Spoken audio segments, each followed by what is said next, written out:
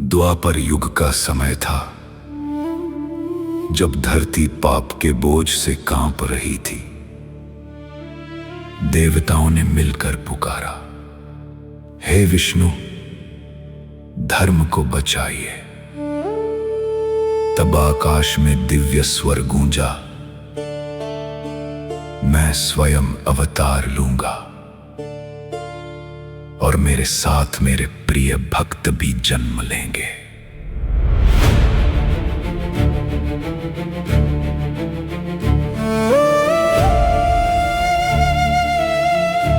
हस्तिनापुर के राजमहल में एक रात इतिहास बदल गया। माता कुंती ने जन्म दिया अपने तीसरे पुत्र को, जिसका नाम रखा गया अर्जुन। ये कोई साधारण जन्म नहीं था। आकाश से पुष्प बरसे, अप्सराएं नृत्य करने लगी। स्वर्ग के राजा इंद्र मुस्कुराए, क्योंकि उनका अंश धरती पर उतर चुका था। अर्जुन, पार्थ, इंद्रपुत्र धनंजय, कुंती की आंखों का तारा था वो। तेजस्वी, शांत, दिव्य। उसकी आंखों में चमक थी, मानो भाग्य स्वयं उसका इंतजार कर रहा हो। पर पांडवों का बचपन आसान नहीं था। पिता पांडु अब इस संसार में नहीं थे। जंगलों में संघर्ष करते हुए पांचों भाई बड़े हुए और फिर पहुंचे हस्तिनापुर, जहां उनका इंतजार कर रहा था ईर्ष्या, षड्यंत्र और द्वेष। दुर्योधन, दुशासन, शकुनी, नफरत की शुरुआत हो चुकी थी। भीम को जहर दिया गया, पानी में डुबोया गया, पर सत्य और शक्ति हर बार विजयी हुए। और अर्जुन, वो खोया रहता था अपनी एक ही दुनिया में। तभी आए गुरु द्रोणाचार्य, महान योद्धा, महान गुरु। उन्होंने शस्त्र विद्या सिखानी शुरू की। जब उनकी नजर पहली बार अर्जुन पर पड़ी, उनके चेहरे पर मुस्कान आ गई। यही है मेरा सर्वश्रेष्ठ शिष्य। गुरुकुल के दिन बीतने लगे, सब सीखते थे युद्ध कला, पर अर्जुन सीख रहा था समर्पण। सब सोते थे, वह अभ्यास करता था। सब खेलते थे, वह लक्ष्य साधता था। एक रात दीपक बुझ गया, चारों ओर अंधेरा छा गया, पर अर्जुन का हाथ नहीं रुका। और उसी पल उसे समझ आया, जब हाथ अंधेरे में भी रास्ता ढूंढ सकता है, तो तीर भी लक्ष्य ढूंढ सकता है। उस रात से अर्जुन ने अंधकार में अभ्यास शुरू किया। जब गुरु द्रोणाचार्य को ये पता चला, उनकी आंखें नम हो गई। उन्होंने अर्जुन को गले लगाया। अर्जुन, तू संसार का सर्वश्रेष्ठ धनुर्धर बनेगा, ये मेरा आशीर्वाद है। गुरुकुल परीक्षा का दिन आया। एक पक्षी की आंख, बस वही लक्ष्य था। सबने पेड़ देखा, डाली देखी, पक्षी देखा, पर अर्जुन, उसने कहा, गुरुदेव, मुझे केवल आंख दिखाई दे रही है। धनुष तना, सांस थमी और तीर चला। अब पक्षी की आंख भेद दी गई। उस दिन एक योद्धा नहीं, एक युग जन्मा था। अर्जुन जो आने वाले महाभारत में धर्म का ध्वज उठाएगा। पर यह तो केवल शुरुआत थी, क्योंकि आगे स्वयं श्री कृष्ण उसके सारथी बनने वाले थे। यात्रा अभी बाकी है।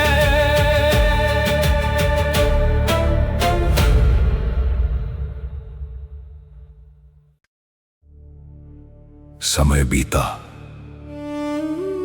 और अर्जुन अब बालक नहीं रहा।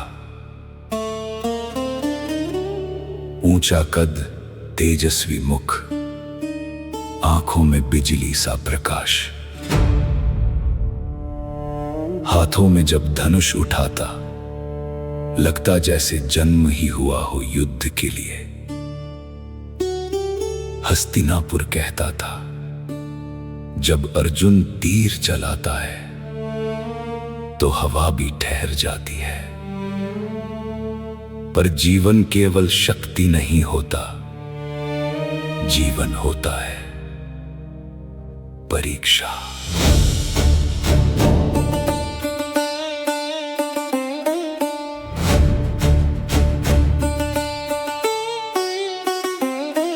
पहली परीक्षा आई, द्रौपदी स्वयंवर।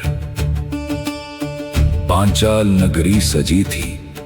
राजा द्रुपद ने शर्त रखी थी, घूमते चक्र की आंख भेदनी होगी। नीचे तेल की परछाई देखकर ऊपर लक्ष्य साधना होगा। धनुष इतना भारी कि वीरों के हाथ कांप जाएं। राजा आए, महारथी आए, अहंकार भी आया, दुर्योधन आया, कर्ण आया। सबने प्रयास किया, पर लक्ष्य अडिग रहा। जब कर्ण आगे बढ़ा, सभा शांत हो गई। वीरों का वीर, अद्भुत धनुर्धर। पर तभी द्रौपदी की आवाज गूंजी, मैं सूत पुत्र से विवाह नहीं करूंगी। इतिहास का सबसे भारी मौन था वह। कर्ण ने धनुष रखा, नजर झुकी और बिना कुछ कहे लौट गया। तभी उठा एक ब्राह्मण, सबने हंसकर देखा, कोई साधु समझा।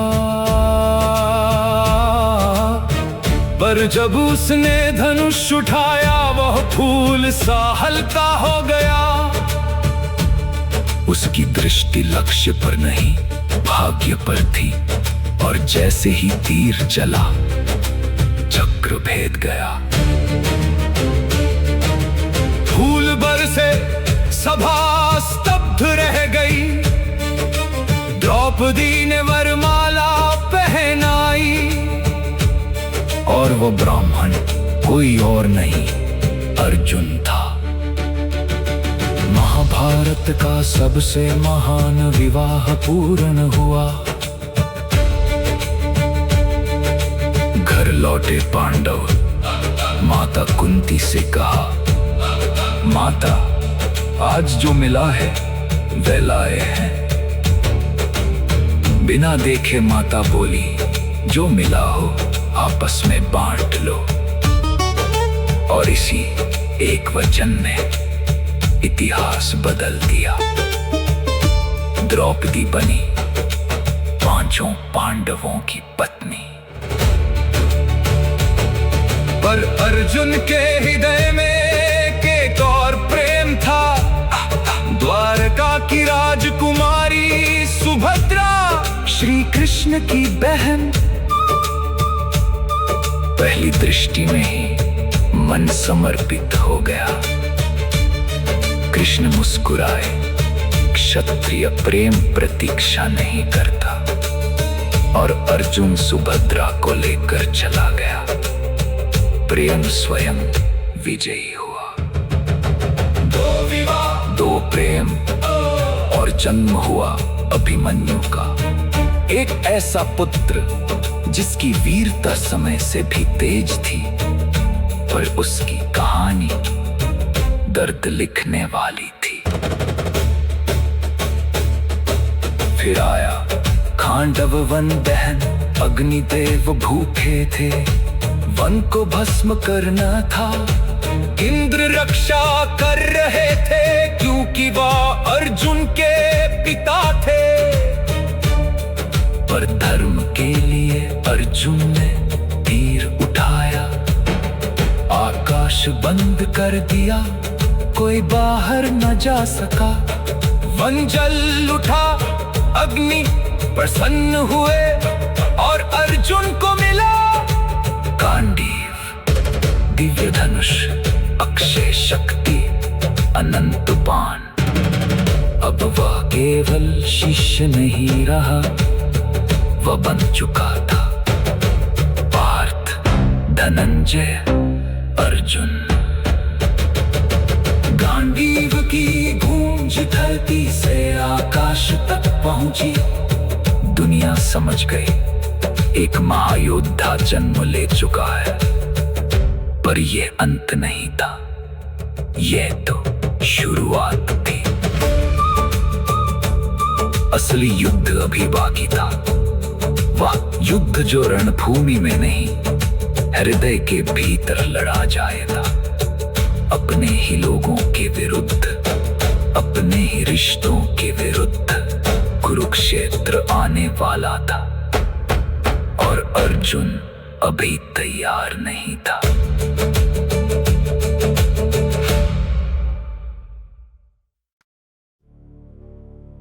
बारह वर्ष वनवास, 1 वर्ष अज्ञातवास। पांडवों ने निभाया समय का हर कठोर नियम। जंगल उनकी शैया बना, पीड़ा उनकी साथी बनी। युधिष्ठिर ने धर्म थामा, भीम ने शक्ति संभाली। नकुल सहदेव ने सेवा निभाई। और अर्जुन ने स्वयं को तपाया। वन की नीरवता में उसने स्वर्ग की राह पकड़ी। देवराज इंद्र के पास पहुंचा, अपने ही पिता के पास। देवों से शस्त्र सीखे, दिव्य अस्त्रों का ज्ञान पाया। और फिर महादेव प्रकट हुए। पाशुपतास्त्र मिला उसे, वह अस्त्र जो सृष्टि को भी समाप्त कर सकता था। जब अर्जुन लौटा, वह पहले वाला अर्जुन नहीं था। अब वह था दिव्य महायोद्धा।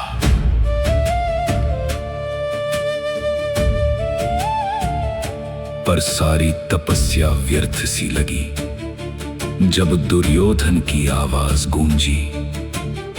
सुई की नोक जितनी भूमि भी पांडवों को नहीं दूंगा। शांति वार्ता टूटी, धर्म हारता दिखाई दिया। स्वयं श्री कृष्ण गए थे संदेश लेकर, पर अहंकार ने सत्य को ठुकरा दिया। और तब युद्ध निश्चित हो गया। कुरुक्षेत्र, वह भूमि जहां इतिहास सांस रोक कर खड़ा था। युद्ध से एक रात पहले 2 योद्धा पहुंचे कृष्ण के पास। अर्जुन आया और चरणों में बैठ गया। दुर्योधन आया और सिर ऊंचा कर पास बैठा। जब कृष्ण ने आंखें खोली, पहले अर्जुन दिखाई दिया। कृष्ण बोले, एक और मेरी नारायणी सेना, अनगिनत योद्धा, दूसरी ओर मैं अकेला, पर शस्त्र नहीं उठाऊंगा। पहला चयन अर्जुन का था। अर्जुन बोला, मुझे सेना नहीं चाहिए, मुझे केवल आप चाहिए, मेरे सारथी बनिए। दुर्योधन मुस्कुराया, उसे सेना मिल गई, पर अर्जुन को मिला स्वयं कृष्ण। सफेद घोड़े, स्वर्ण रथ, एक हाथ में गांडीव, दूसरे में सारथी की लगाम, दो मित्र एक ही रथ पर, कुरुक्षेत्र के मध्य। अर्जुन बोला, हे माधव, रथ को दोनों सेनाओं के बीच ले चलो, देखना चाहता हूं किससे युद्ध करना है। रथ रुका और अर्जुन ने देखा भीष्म पितामह, गुरु द्रोण, कृपाचार्य, बंधु बांधव, मित्र और कर्ण। हाथ कांप उठे, गांडीव झुक गया, अर्जुन बैठ गया रथ में। कृष्ण, मैं नहीं लड़ सकता, अपने ही गुरुओं पर बाण कैसे चलाऊं? अपनों के रक्त से जीता राज्य मुझे स्वीकार नहीं। कृष्ण मुस्कुराए और वहीं से प्रारंभ हुई गीता। अर्जुन, तू उन पर शोक कर रहा है जो शोक के योग्य नहीं। आत्मा न जन्म लेती है, न मरती है, शरीर नश्वर है, पर आत्मा अमर। तू क्षत्रिय है, युद्ध तेरा धर्म है। यदि तू पीछे हटेगा, अधर्म विजयी होगा। अर्जुन बोला, मैं समझ नहीं पा रहा। कृष्ण बोले, तो देख। और तब विराट रूप प्रकट हुआ, आकाश फट गया, अनंत प्रकाश फैल गया। सूर्य चंद्र देवता ब्रह्मांड सृष्टि और प्रलय सब एक रूप में। अर्जुन कांप उठा, हाथ जुड़ गए। हे प्रभु, ये तेज सहन नहीं होता, अब अपने प्रिय रूप में लौट आइए। कृष्ण फिर बने मित्र, सारथी, मार्गदर्शक। उन्होंने कहा, कर्म कर, फल की चिंता।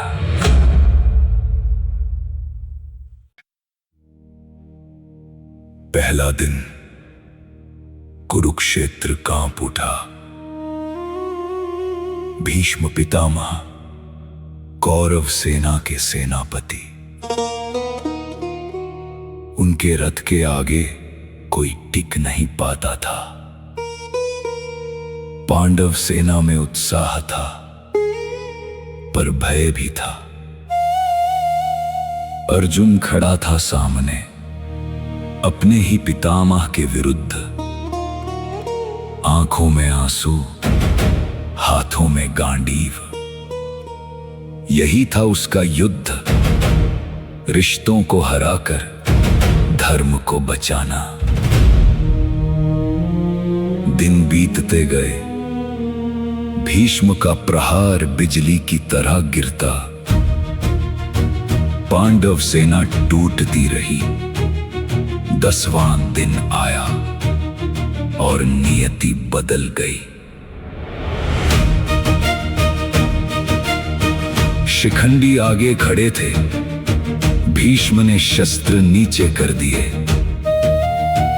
उनकी प्रतिज्ञा थी, शिखंडी पर अस्त्र नहीं उठाएंगे। और उसी क्षण अर्जुन ने बाण चलाए। तीरों की वर्षा हुई, भीष्म गिरे शरशैया पर, तीरों की सेज पर लेटे हुए। अर्जुन दौड़ा, चरणों में गिर पड़ा, अश्रु बहते रहे। भीष्म बोले, अर्जुन रो मत, तूने धर्म निभाया है, मुझे मुक्ति देनी थी और तूने दी। अब आए गुरु द्रोणाचार्य। उनका क्रोध प्रलय जैसा था। हर दिन हजारों योद्धा गिरते। पांडव सेना कांप उठी, तब युद्ध भूमि में एक शब्द गूंजा, अश्वत्थामा मारा गया। गुरु द्रोण रुके। उन्होंने युधिष्ठिर से पूछा, सत्य कहो, क्या मेरा पुत्र मर गया? युधिष्ठिर बोले, अश्वत्थामा मारा गया। नर या गज नहीं जानता, पर अंतिम शब्द युद्ध के शोर में दब गए। द्रोणाचार्य ने शस्त्र त्याग दिए, आंखें बंद कर ली, आंखें बंद कर ली। और उसी क्षण धृष्टद्युम्न ने उनका वध कर दिया। जब अर्जुन पहुंचा, उसने गुरु को खो दिया था। वह पल महाभारत का सबसे भारी क्षण था। फिर आया अभिमन्यु का दिन। 16 वर्ष का वीर अर्जुन का पुत्र चक्रव्यूह बना। अर्जुन दूर था और अभिमन्यु अकेला प्रवेश कर गया। 3 घंटे एक बालक 7 महारथियों से लड़ता रहा। कर्ण ने पीछे से धनुष तोड़ दिया, रथ टूट गया, घोड़े मारे गए, पर अभिमन्यु नहीं रुका। उसने रथ का पहिया उठाया और लड़ता रहा जब तक वह गिर नहीं गया। जब अर्जुन को समाचार मिला, समय रुक गया, श्वास थम गई और फिर एक चीख, ऐसी चीख जिसने तीनों लोक हिला दिए। एक योद्धा नहीं, एक पिता रो रहा था। कृष्ण आगे आए, कंधे पर हाथ रखा। अर्जुन, अब आंसू नहीं, अब प्रतिज्ञा का समय है। अर्जुन की आंखों में अग्नि जल उठी। कल सूर्यास्त से पहले जयद्रथ मरेगा। यदि नहीं तो मैं अग्नि में प्रवेश करूंगा। पूरी सेना कांप उठी। अगला दिन जयद्रथ छिपा हुआ। अर्जुन चारों ओर से घिरा। सूर्य अस्त होने को था, तब कृष्ण ने माया रची। आकाश अंधकारमय हुआ। कौरव हंसे। जयद्रथ बाहर आया। कृष्ण बोले, अर्जुन, सूर्य अभी जीवित है। एक श्वास गांडीव उठा। समय थम गया, देर चला। जयद्रथ का सिर उसके पिता की गोद में जा गिरा। ज्ञान से बचाया कृष्ण ने अर्जुन का जीवन। और फिर आया कर्ण का दिन। सूर्य पुत्र दानवी, अर्जुन का अज्ञात भाई, दोनों आमने सामने। क्षण भर को युद्ध विमान हो गया। फिर बाण चले।